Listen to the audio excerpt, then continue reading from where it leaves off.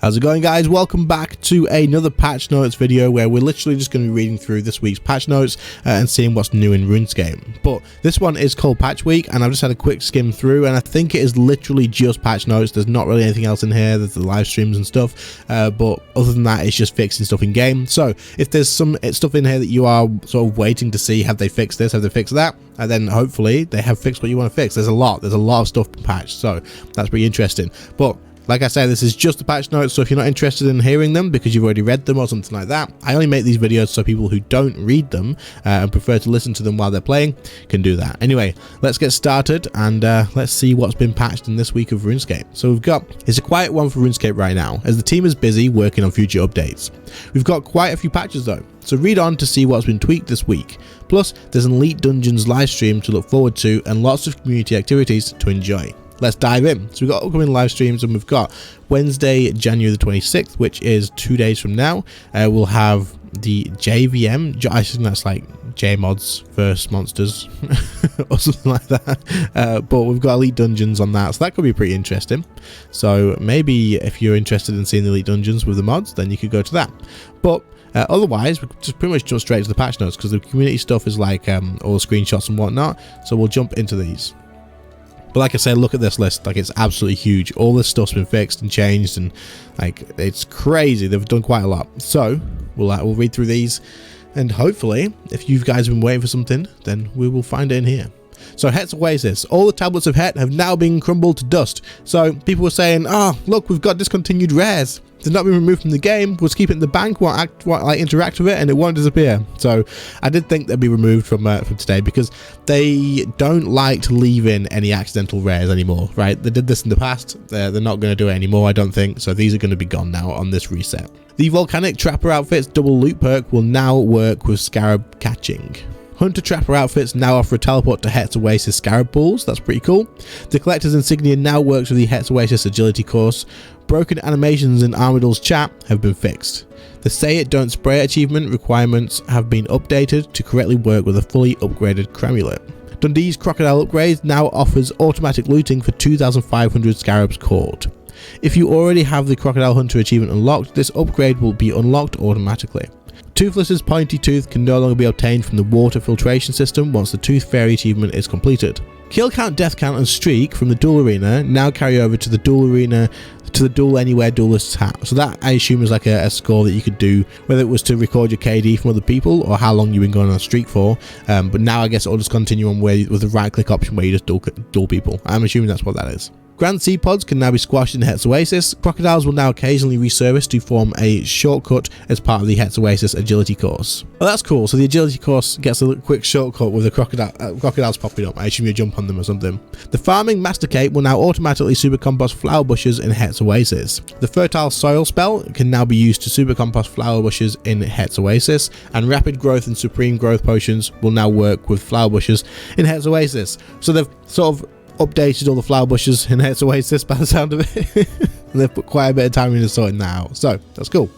These are just the general things now, and I think this is like the massive list. Yeah, so all the stuff in here is just gonna be random stuff, but there should be some pretty interesting things. There's something about bosses here, we'll get to that. Reapplied fix. The Terrace on Moles effect will no longer boost abilities applied with Greater Barge if the player is not wielding the weapon. Prevented accuracy boosting scrimshaws from very slightly boosting strength. Added map blocking to the Ripper Demon Cave to prevent players from negating their attacks using a combat dummy. I guess you could have blocked the demons with a combat dummy before maybe, but now that won't work. Missing boss tactics have been added to the beast tab for the following bosses. So by boss tactics, I think it just means information on the actual boss, on how it works. So this has all been added now, so you'll get a little bit more information on those. The Fremennik Saga 3's company has been rebalanced to make it a more enjoyable experience. Owen, Ozan and Ariane's health has been increased from 320 to 3200. The health overlay has been tweaked to fit this increase. Damage has been increased to around level 30 for all characters. So this seems like it's literally just just changing slight things in the quests and stuff by the look of it. So I don't think this really needs mentioning too much. You can have a quick pause, and you can pause and quickly read through this if you're interested in that, but otherwise there's no point reading all the bullet points.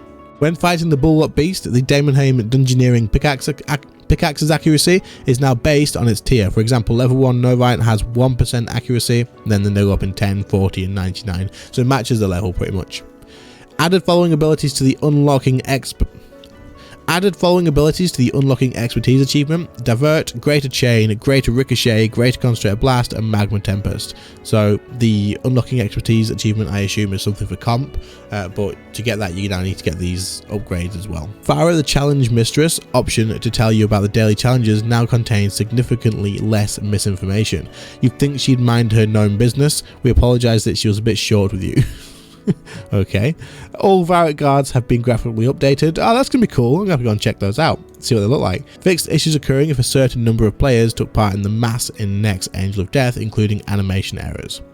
Is that the where you'd get like an animation for an ability that you skipped? Maybe, possibly, could be that. I'm not too sure, but I think there is a few like little graphical bugs and stuff when we do Masters of the Clan, so that'd be interesting to see if what's been changed about that exactly. After gathering feedback, implemented a change to allow clue scrolls from the Scripture of Bic to go straight to the clue carrier.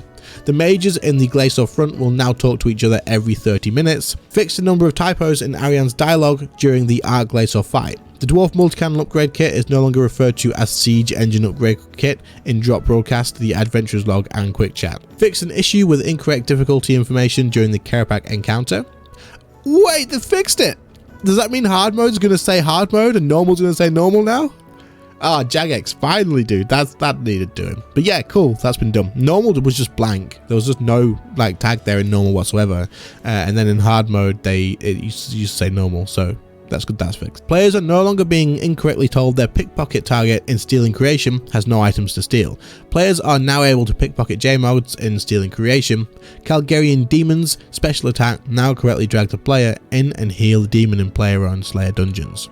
The Fair Hooker Duck Fail no longer appears under every weapon type when filtering for specific weapon types. While crafting, if the player only has enough items to make one piece, the slider will now be a maximum rather than a minimum. The Max Cape wasn't displaying complete status under Examine. It will now display correctly after being unlocked. Dwarven Mine. When viewed at 200%, the Mine Resource Dungeon and Dungeon Link Map elements no longer overlay and are clearly visible. Capes no longer clip through the Tithe Collector's outfit. So this is just literally a fashion thing, right? The clipping of capes and stuff. Hopefully if they're doing stuff like this, then they're also going to be taking a look at all the other stuff that clips, because there's so many clipping things that it's not like it's game breaking or anything. It just looks a bit silly, and I know it bugs a few people. So if they're working on like clipping and whatnot, then that'd be cool. The Staff of Armador clips through everything, like it really does. It's too big, but it looks great, so it is what it is. The oddment count in the Treasure Hunter interface now updates whenever oddments are gained by claiming them as a prize or using them as keys.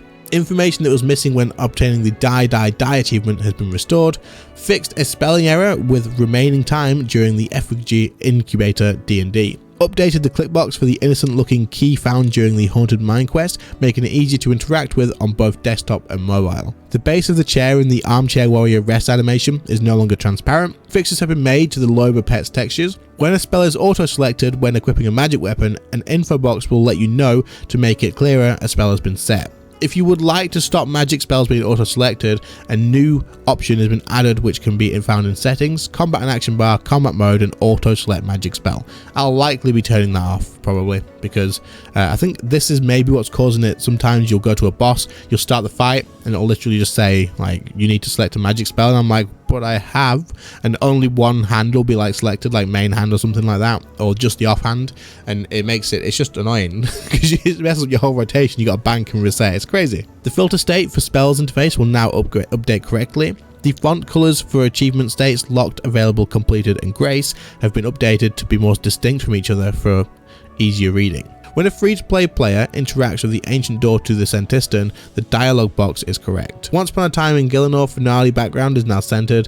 Fixed an issue with action bar key binding that would stop the player repeatedly performing actions such as burying bones or dropping items. People thought this was a nerf to burying bones, right? Because they thought that because of the burial thing, the powder of burials, they just nerfed it because it was way too fast. But you can do this again. It changed for some reason that you had to spam the keybind that you did rather than just holding it, but it seems like they've fixed that, and it must have been a bug, and they've fixed it, and you can now just hold that button again. I'll have to check, or someone will have to confirm in the comments if this is true, but that's what I'm taking away from this. So for anyone training prayer, this is absolutely great. And also, bones are probably going to go up in price again. Maybe. I don't know. We'll have to see what happens with that.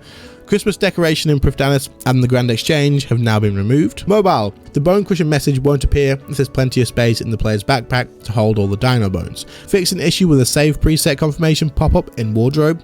Swapping your action bars no longer causes any issues, the buttons update appropriately. Fix an issue where NPC names were cut off the screen during dialogue on mobile devices. The choose option menu now closes automatically on mobile when opening various interfaces inside the Birth Up games room. And last week's hotfixes, on rare occasions players were briefly disconnecting after defeating combat NPCs. This has been fixed. Alright, so that is all of that done, and I'm not going to lie, if there's any mistakes through reading that, I had to repeat like some of them like 6 or 7 times. It was insane. For some reason I can't read today. I don't know what the hell's going on, but I should have got through it. We should have most of it there, and of course all the mistakes and stuff I will edit out, but hopefully that has saved you guys some time of having to read it yourself, because that is a long list. Is there anything in this patch notes that you find really interesting? For me, it's got to be the prayer burying bones fix, if that is actually true. Like, that's gonna be really useful for me, I think, assuming I'm taking that right and that is what's actually happened. And then there was something else as well. The Carapac normal mode and hard mode tag fix. That's only useful for me because the amount of times you would have to like explain that I'm not doing normal mode, guys, this is hard mode, not normal mode, I promise. And they'll see phase 4 and they're like, oh, it is hard mode, why is it saying normal at the top? Did you die? And I'm like, no, I didn't die, damn it. So they fixed that, perfect. So much stuff fixed. Jagex is on an absolute roll with all these patches and stuff. So absolutely great to see. But otherwise, guys, I hope this has helped you out, like I say. Anyway, guys, thank you all so much for watching. I really appreciate it, and I'll see you all next week. See you later, guys.